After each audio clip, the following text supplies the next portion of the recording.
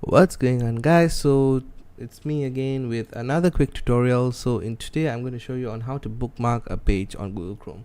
So what you do is open Google Chrome, okay, and go to the page you want to bookmark. So let's go into Bing, everybody's favorite website.